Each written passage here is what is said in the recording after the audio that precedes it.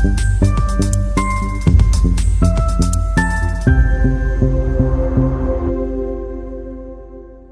your income has been going up, but your savings is still embarrassing, I want you to stay with me because for many immigrants in the US, the problem is not that we don't work hard. We work too hard.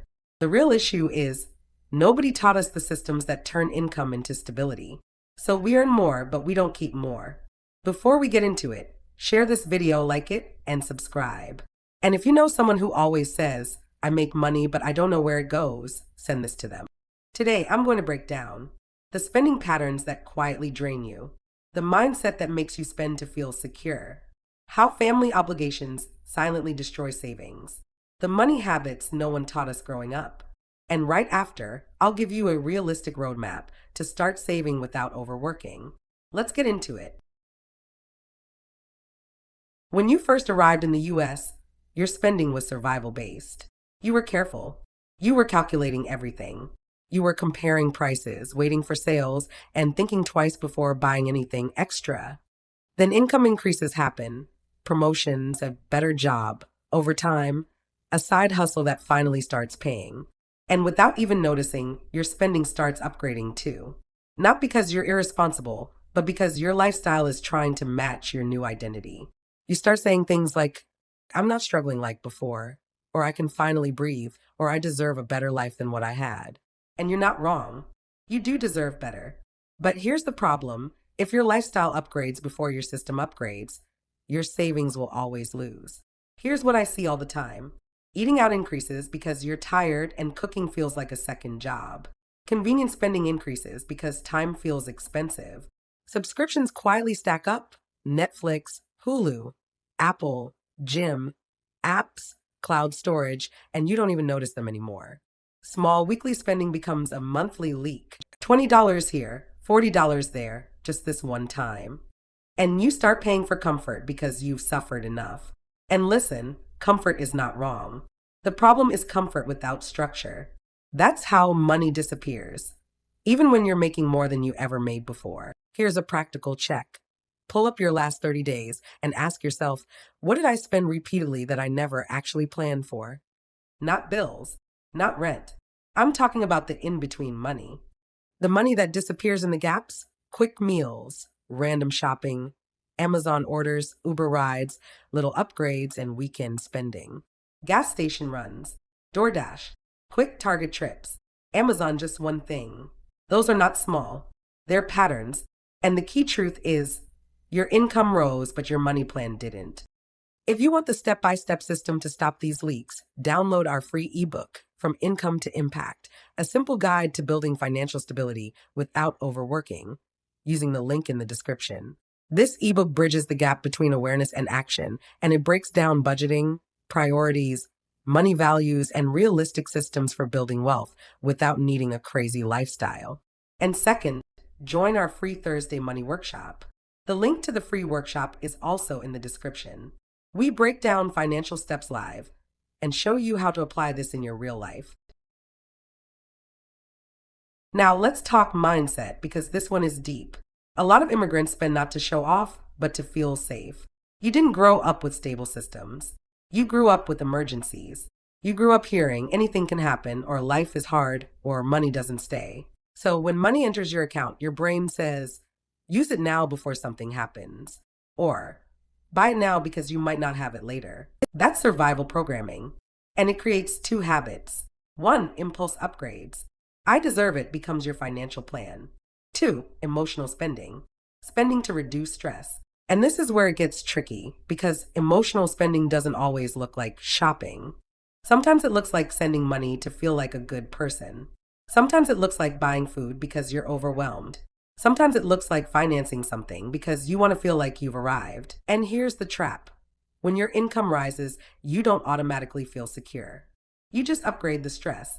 You start financing things, taking on payments, because payments look manageable weekly, but they destroy savings monthly. And the more payments you have, the less freedom you have.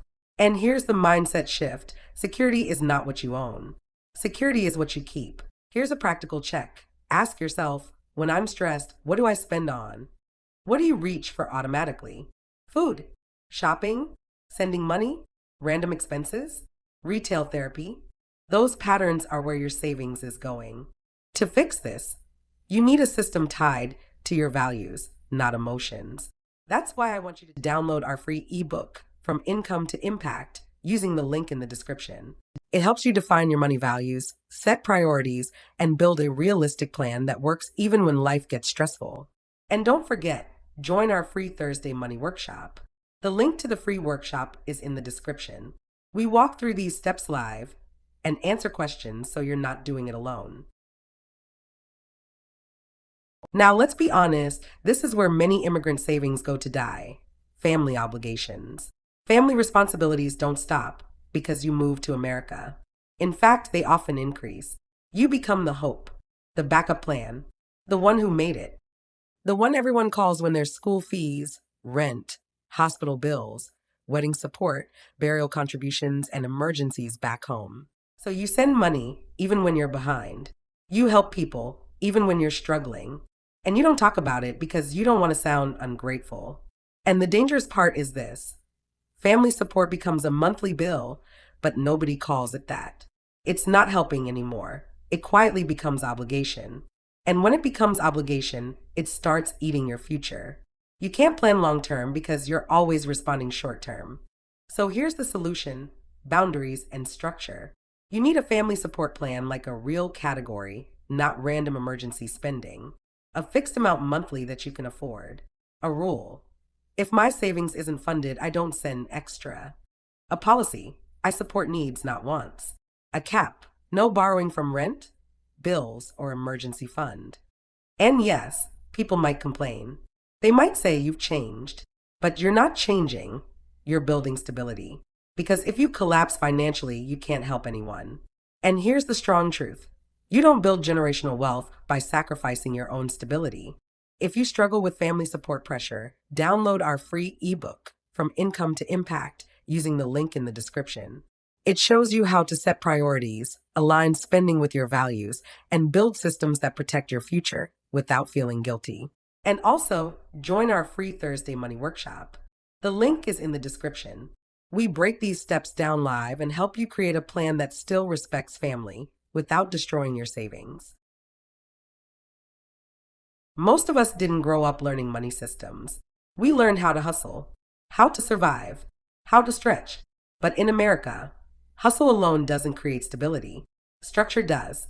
Here's what many people were taught early that immigrants often weren't. Budgeting is not restriction, it's direction. Saving is not what's left, it's what's scheduled. Wealth is built through consistency, not big wins. Debt needs strategy, not shame.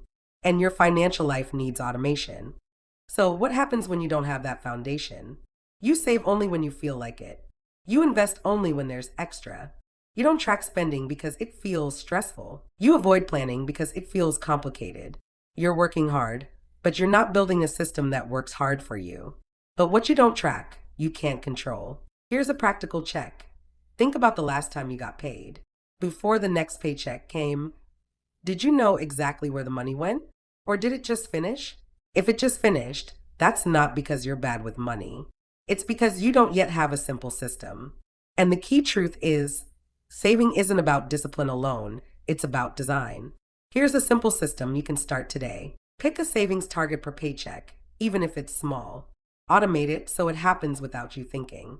Separate bills, spending, and saving so you stop mixing everything.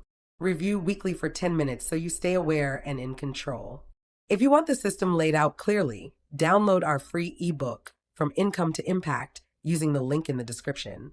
It bridges the gap between awareness and action with budgeting, priorities, money values, and realistic wealth systems you can actually maintain.